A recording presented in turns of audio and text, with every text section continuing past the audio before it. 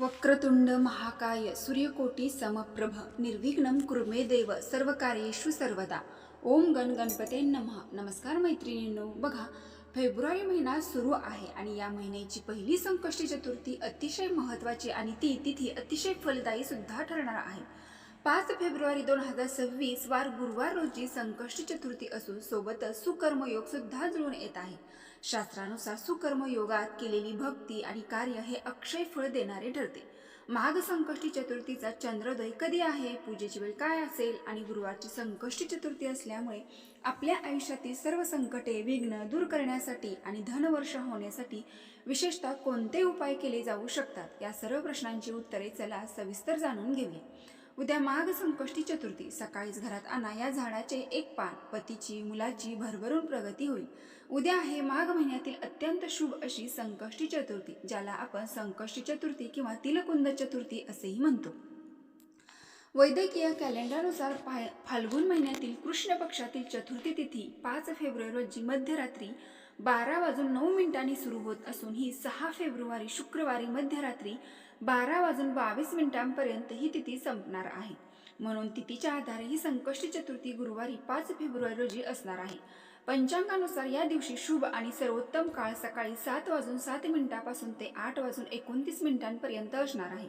या दिवशी ब्रह्ममुहूर्त पहाटे 5:22 पासून ते 6:15 असणार आहे. या दिवशी अभिजित मुहूर्त दुपारी 12:13 पासून ते 12:57 असणार आहे.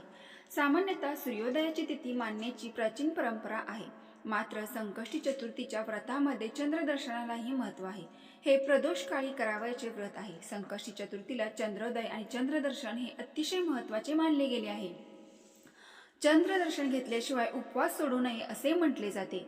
संकष्टी चतुर्थीच्या दिवशी गणपती बाप्पाला जास्वंदाचे फूल आणि ध्रुवाची जोडी आवर्जून अर्पण करावे आणि संकष्टी चतुर्थी दिवशी दिवसभर उपवास करून रात्री चंद्रोदय झाल्यानंतर चंद्राचे दर्शन झाल्यावरच त्याला नमस्कार करून ताम्हणाने अर्घ्य देऊन नंतर उपवास सोडला जातो. चंद्रदर्शन घेतल्याशिवाय उपवास सोडू नये असे म्हटले जाते. संकष्टी चतुर्थीमध्ये चंद्रोदयाची वेळ सुद्धा महत्त्वाची असते. या महाग संकष्टी चतुर्थीला चंद्रोदयाची रात्री 9:35 असणार आहे. यावेळी चंद्राला अर्घ्य आणि नैवेद्य अर्पण करू शकता. तुम्हाला माहीत आहे का, वर्षभरातील सर्वात संकष्टी चतुर्थीमध्ये माघ महिन्यातील या चतुर्थीला अनन्यसाधारण महत्त्व आहे.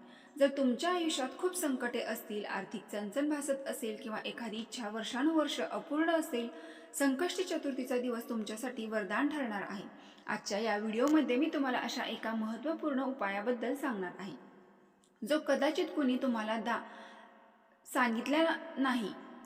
फक्त विशिष्ट झाडाचे एक पान उद्या सकाळी तुम्हाला घरात आणायचे आहे. हे पान तुमच्या आयुष्यातील गरिबी आणि दुःख मुळासकट उपटून टाकण्याची ताकद ठेवतं. पण ते झाड कोणते, ते पान कसे आणायचे आणि सर्वात महत्त्वाचे म्हणजे त्या पानाचा नेमका काय उपयोग करायचा हे जाणून घेण्यासाठी हा व्हिडिओ शेवटपर्यंत नक्की पहा. अर्धी माहिती नेहमी घातक असते, त्यामुळे एकही सेकंद मिस करू नका. चला तर मग व्हिडिओला सुरुवात करूया. व्हिडिओला सुरुवात करण्या अगोदर आपल्या चॅनलला एक लाईक करून कमेंट बॉक्समध्ये ओम गणपते नमः नक्की टाईप करा. माघ चतुर्थीला लंबोदर संकष्टी चतुर्थी असेही म्हणतात. असे मानले जाते की या दिवशी गणपती बाप्पा पृथ्वीवरती अत्यंत जागृत अवस्थेत असतात. जो भक्त या दिवशी मनापासून सेवा करतो, त्याचे कितीही मोठे संकट असले तरी बाप्पा ते आपल्या मोठ्या पोटाप्रमाणे पचवून टाकतात. अनेकांना वाटते की फक्त उपवास केला की झाले, पण शास्त्र सांगते की काही विशिष्ट वनस्पतीमध्ये देवतेचा वास असतो. संकष्टी चतुर्थीच्या दिवशी असाच एक विशिष्ट वनस्पतीची सेवा केल्या अशक्य गोष्टी शक्य होतात. अनेक स्त्रिया मला विचारतात की ताई, आम्ही खूप कष्ट करतो पण प्रगती का होत नाही. याचे उत्तर तुमच्या घरातच ऊर्जेत दडलेले असते. तीच ऊर्जा बदलण्यासाठी उद्याचा हा उपाय आहे. आता वेळ आली त्या गुप्त उपायाबद्दल जाणून घेण्याची.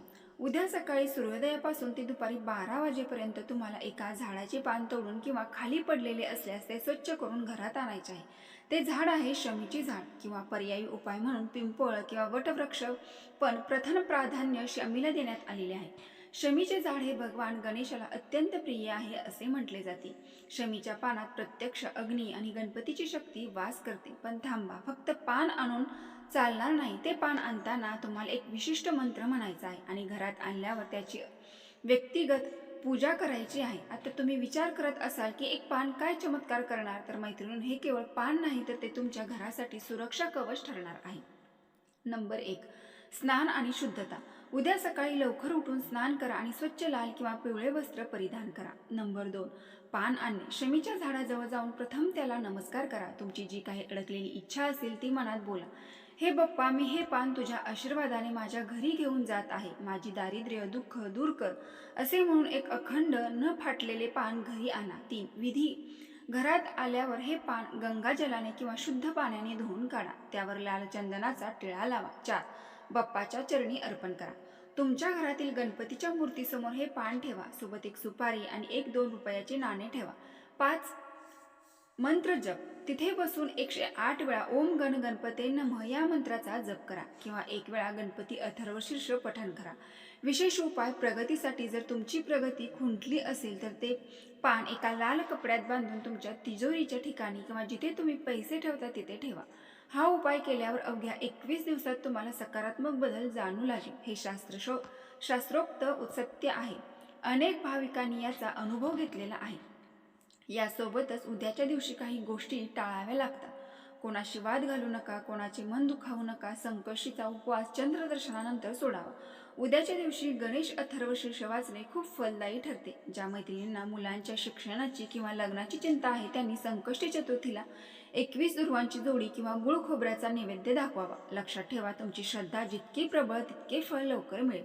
मी स्वतः अनुभव घेतला आहे. जेव्हा आपण पूर्ण शरणागतीने बाप्पाला हाक मारतो तेव्हा तो धावूनच येतो.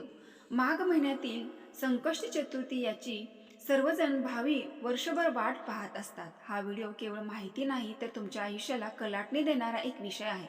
अनेकांना वाटते की संकष्टी म्हणजे फक्त उपवास, पण नाही. उद्याचा दिवस म्हणजे विश्वातील सकारात्मक ऊर्जा आपल्याकडे खेचून घेण्याचा दिवस आहे. विशेषतः जे विद्यार्थी अभ्यासात मागे आहेत, ज्यांना परीक्षेत यश हवे आहे किंवा जे तरुण तरुणी गेल्या काही दिवसापासून चांगल्या नोकरीसाठी वणवण फिरत आहेत, त्यांच्यासाठी आज मी एक उपाय सांगणार आहे जो कोणीही सहजासहजी सांगत नाही. हा उपाय केल्यावर तुमच्या प्रगतीचे मार्ग कसे मोकळे होतात हे तुम्ही स्वतः अनुभवाल. आपल्या आध्यात्मिक पुराणात अशी काही वनस्पती सांगितली आहे ज्यामध्ये साक्षात देवांचा अंश असतो. उद्या सकाळी तुम्हाला तुमच्या जवळच्या एका झाडाचे फक्त एक पान घरात आणायचे आहे. हे पान साधे सुधे नाही तर हे विघ्नहर्ता गणपतीचे सर्वात प्रिय पान आहे. तुम्ही विचार करत असाल की एका पानाने नोकरी कशी मिळेल किंवा एका पानाने परीक्षेत यश कसे मिळेल, तर मैत्रिणींनो, ही 5 ऋषीमुनींनी विद्या आहे. जेव्हा आपण विशिष्ट नक्षत्रावर आणि विशिष्ट तिथीला एखादी वस्तू घरात आणतो तेव्हा ती आपल्या घरात वास्तुदोष आणि आपल्या कुंडलीतील दोष नष्ट करते. हे पान कोणते, त्याचा वापर नोकरीसाठी कसा करायचा हे आपण पुढे सविस्तर पाहणार आहोत. विद्यार्थी आणि नोकरीसाठी विशेष उपाय आता लक्षात घेऊया. ऐका, हा उपाय विशेषतः विद्यार्थ्यांसाठी आणि नोकरी इच्छुकांसाठी आहे. 1, झाडाची निवड. उद्या सकाळी सूर्योदयाच्या वेळी तुम्हाला शमीच्या झाडाच्या छोटेसे पान किंवा पिंपळाचे एक अखंड पान, कुठेही फाटलेले नसेल असे घेऊन यायचे आहे. 2, विद्यार्थ्यासाठी. विद्यार्थ्यांनी हे पान आणून त्यावर अष्टगंधाने किंवा चंदनाने लिहायचे आहे. ते पण आपल्या सरस्वती देवीच्या फोटोसमोर किंवा आपल्या अभ्यासाच्या पुस्तकात ठेवावे. असे केल्याने एकाग्रता वाढते आणि बाप्पाची बुद्धी वाढते. तर या पानावरती तुम्हाला फक्त ओम असे चंदनाने किंवा अष्टगंधाने लिहायचे आहे. 3, नोकरीसाठी उपाय. ज्यांना नोकरी हवी आहे त्यांनी हे पान आणून त्यावर हळदीने आपल्या मनातील इच्छा, उदाहरणार्थ मला चांगली नोकरी मिळू दे, बोलावे आणि हे पान गणपती बाप्पाला चरणावर अर्पण करावे. 4, संकल्प. प्रार्थना करा. हे लंबोदरा, माझ्या मार्गातील सर्व अडथळे दूर कर. हा उपाय केल्यावर तुमच्यातील आत्मविश्वास इतका वाढेल की येणाऱ्या इंटरव्ह्यूमध्ये किंवा परीक्षेत तुम्हाला यश निश्चित मिळेल. हा उपाय अत्यंत प्रभावी असून अनेकांच्या आयुष्यात सुख समृद्धी आणली आहे. संकष्टीच्या दिवशी केवळ पान आणून चालणार नाही तर तुमच्या घरातील वातावरण हे शुद्ध हवे. उद्या दिवसभर घरामध्ये एक अखंड दिवा चालू ठेवावा. विद्यार्थ्यांनी शक्य असल्यास उद्याच्या दिवशी हिरव्या रंगाचे कपडे परिधान करावे, कारण हिरवा रंग हा बुद्धीचा आणि गणपतीचा कारक मानला जातो. ज्यांना नोकरीत पदोन्नती हवी आहे किंवा व्यवसायात वृद्धी हवी आहे त्यांनी उद्या बाप्पाला 21 दुर्वांची जोडी अर्पण करताना ओम गण गणपते नमः या मंत्राचा उच्चार करावा. तसेच ओम श्रीम गण सौख्यप्रदाय गणपतेय नमः या मंत्राचा 21 किंवा 108 वेळा आवर्जून जप करावा. यामुळे चांगले आरोग्य, धनवर्षा आणि मुलांच्या प्रगतीमध्ये वाढ नक्कीच होणार आहे. त्यामुळे केवळ नोकरीचाच नाही तरी आरोग्य, दीर्घायुष्य सुद्धा लाभते. लागते. ज्या घरामध्ये नेहमी आजारपण असते तिथे या उपायामुळे सकारात्मक ऊर्जेचा संचार होतो आणि घरातील कलह, भांडण, तंटे मिटतात. मैत्रिणींनो, हा उपाय अत्यंत सात्विक आहे. हे केल्यानंतर तुमच्या आयुष्यात समाधान, सुख येईलच, पण त्यासाठी तुमचा बाप्पावर अटळ श्रद्धा हवी. संकष्टी चतुर्थीला सकाळी स्नान केल्यानंतर एका भांड्यात शुद्ध पाणी घ्या आणि त्यात काही काळे तीळ टाका. ओम नमः शिवाय या मंत्राचा जप करत हे पाणी शिवलिंगाला अर्पण करा. हा उपाय शनीचा दुष्परिणाम कमी करणारा आणि इतर ग्रहांच्या नकारात्मक प्रभावांना शांत करण्यास मदत करतो. जर तुमच्या कुंडलीतील शनी दोष, साडेसाती किंवा स्थैर्य येत नसेल तर संकष्टी चतुर्थीला पिंपळाच्या झाडाखाली काही काळे तीळ ठेवा. तुम्ही दुधात काळे तीळ ठेवून पिंपळाच्या झाडाला अर्पण करू शकता. यामुळे शनीचे नकारात्मक प्रभाव कमी होतात. तसेच कर्जातून मुक्तता हवी असेल, कर्जातून मुक्तता होण्यासाठी गणेश चतुर्थी दिवशी आवर्जून गाईला 11 किंवा 21 मोदक नक्की खायला घाला. यामुळे कर्जातून मुक्तता मिळण्यास मार्ग मिळेल. एवढेच नाही तर चंदनाने एका सुपारीवर ओम लिहून ती गणेशाला समोर ठेवा. ओम श्री गण सौख्यप्रदाय गणपते नमः या मंत्राचा 108 वेळा जप करावा. संकष्टी चतुर्थीच्या दिवशी केलेल्या या उपायाने कर्जाची संकटातून मुक्ती मिळते आणि आर्थिक स्थैर्य प्राप्त होते. केलेल्या कष्टाला यश मिळते असे म्हटले जाते. पुन्हा एकदा आठवण करून देते, जर तुम्हाला हा उपाय आणि दिलेली माहिती मनापासून आवडली असेल तर आपल्या व्हिडिओला एक लाईक करून कमेंट बॉक्समध्ये ओम गण गणपते नमः नक्की टाईप करा. धन्यवाद.